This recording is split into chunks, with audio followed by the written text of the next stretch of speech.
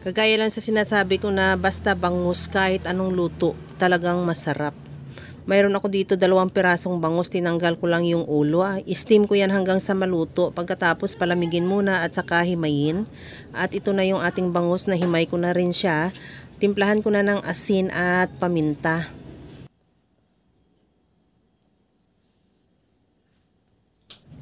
Lagyan ko na rin ng oyster sauce at maglagay na ako ng carrots.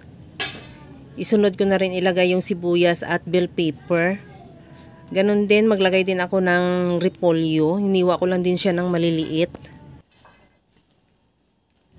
Maglagay din ako ng garlic powder. Ilagay ko na yung all-purpose flour o kahit anong harina.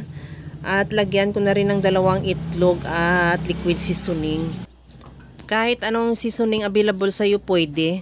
Ihalo hanggang sa mag-mix lahat natin na ingredients.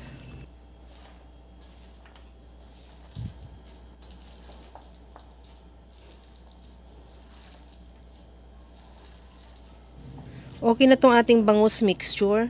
Babalutin ko na yan sa lumpia wrapper. Depende sa'yo kung gaano kalaki ang scoop mo. Sa akin 1 kutsara lang. Depende sa'yo. Kung gusto mo ng malaki, pwede mo lakihan. Kung gusto mo ng maliit, pwede mo naman liitan. At ibalot natin yan. At pagkatapos, ituloy na lang ibalot ang lahat nating mixture hanggang sa maubos. At saka natin yan prituhin.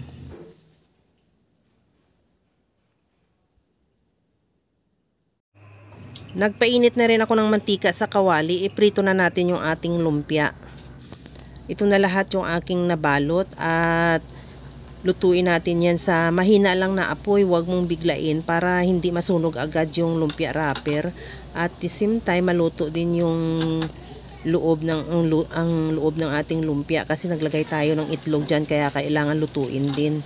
At pagkatapos na mag-brown na yung kabilang side, baliktarin natin hanggang sa maluto.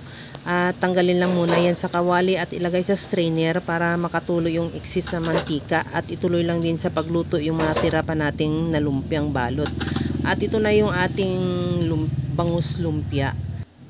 Talagang masarap yung lumpia bangus natin. Kulang na lang. Gawa ka na lang na sarili mong sausawan. Okay na to. Hanggang sa muli mga kalasa. Thank you for watching. Bye-bye!